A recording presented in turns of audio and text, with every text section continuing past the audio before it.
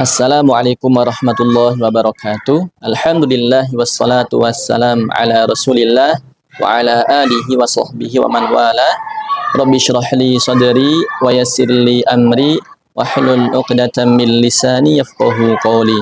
Pemirsa BCB TV yang dirahmati Allah Subhanahu wa taala. Insyaallah kita akan melanjutkan kembali pembahasan serial adab seorang muslim sehari-hari. Pada pertemuan yang lalu kita sudah membahas tentang adab buang hajat. Ya, sebagian kita sudah bahas dan insya Allah kita akan membahas adab-adab buang hajat yang selanjutnya pada pertemuan kali ini. Adab yang selanjutnya yang perlu diperhatikan oleh seorang muslim ketika buang hajat, ya, buang air kecil ataupun buang air besar, adalah ketika masuk ke toilet itu dengan menggunakan kaki kiri dan keluar menggunakan kaki kanan. Ini berbeda ya ketika kita memasuki masjid. Kalau kita memasuki masjid maka disunahkan untuk mendahulukan kaki kanan dan ketika keluar itu mendahulukan kaki kiri. Ya, seperti itu. Kenapa? Karena ketika kita masuk ke dalam tempat-tempat yang kurang baik, yang kotor, memang ya para ulama seperti itu membahas bahwasanya disunahkan ya bagi siapa saja yang masuk ke dalam tempat-tempat yang kotor, ya, tempat yang tidak baik, maka menggunakan kaki kiri dan keluarnya menggunakan kaki kanan. Dan ketika kita memasuki tempat-tempat yang baik, yang suci, ya, seperti masjid, maka disunahkan mendahulukan kaki kanan baru ketika keluar menggunakan kaki kiri, mendahulukan kaki kiri. Maka ketika kita mau masuk toilet, ya, ingat kaki yang didahulukan adalah kaki kiri. Itu adalah adabnya. Tentunya dengan membaca doa. Sebelum kita memasuki kamar mandi, kita membaca doa, Allahumma inni a'udzubika minal khubuthi wal khaba'ith. Atau ditambahi sebelumnya dengan Bismillahirrahmanirrahim. Ya, Bismillah baru kita berdoa, Allahumma inni a'udzubika minal khubuthi wal khaba'ith. Yang artinya, ya Allah, aku berlindung kepadamu dari setan laki-laki dan setan perempuan, ya, seperti itu. Maka kita doa ya sebelum kita memasuki toilet, kita doa ya bismillah, kemudian membaca doa Allahumma inni a'udzubika minal khubuthi wal khaba'ith agar kita terlindung dari kejahatan-kejahatan setan, ya.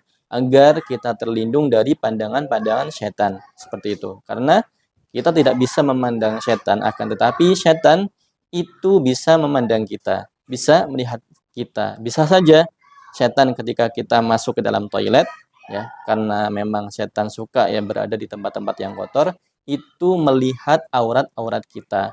Makanya dalam sebuah hadis riwayat At-Tirmidzi itu dikatakan bahwasanya penghalang antara pandangan setan dan aurat manusia itu adalah dengan membaca bismillah. Maka ketika kita mau memasuki toilet, baca bismillah dan doa Allahumma inni a'udzubika minal khubuthi wal khaba'ith, supaya kita terhindar ya aurat kita tidak dilihat oleh setan dan terhindar dari kejahatan-kejahatan setan. Kemudian ketika kita keluar maka membaca doa ghufranak, ya. Ini permintaan ampun kepada Allah Subhanahu wa taala. Kenapa kok kita disunahkan untuk meminta ampun ketika sudah keluar toilet, ya, ketika keluar toilet? Itu para ulama membahas ya, karena ketika kita buang air besar ataupun buang air kecil, maka pada saat itu ya waktu itu kita meninggalkan zikir kepada Allah Subhanahu wa taala, ya, sehingga kita meminta ampun kepada Allah Subhanahu wa taala setelah kita keluar dari toilet. Dan juga ulama yang menjelaskan karena kenapa? Karena lemahnya kita dalam mensyukuri kenikmatan-kenikmatan yang Allah Subhanahu wa taala berikan kepada kita.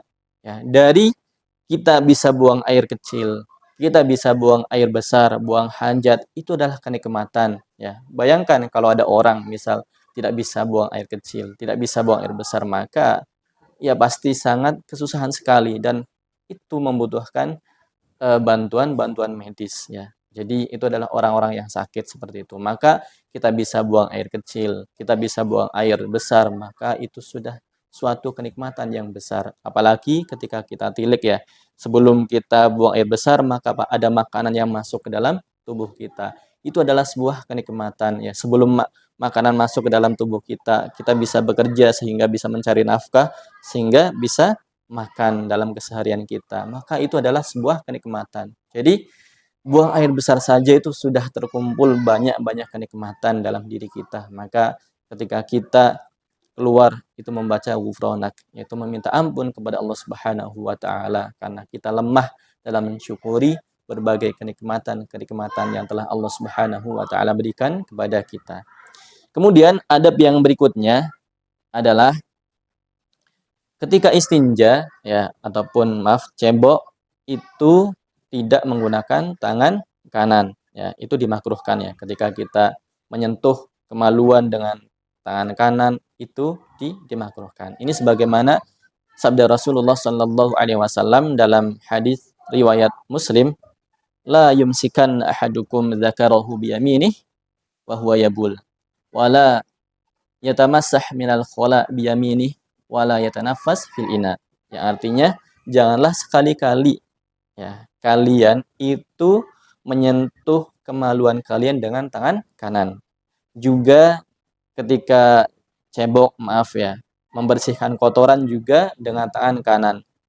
Dan juga jangan bernafas di dalam wadah seperti itu ya. Ketika kita minum misal ya, jangan bernafas di dalam wadah tersebut ya. Jadi ketika kita buang hajat maka menyentuh kemaluan dan membersihkan kotoran dengan tangan kanan itu dihindari ya, karena itu adalah menyelisih adab-adab ya buang hajat tadi sebagaimana yang Rasulullah Shallallahu alaihi wasallam ya sabdakan. Maka hindari ketika menyentuh kemaluan kita jangan pakai tangan kanan, akan tetapi pakai tangan kiri.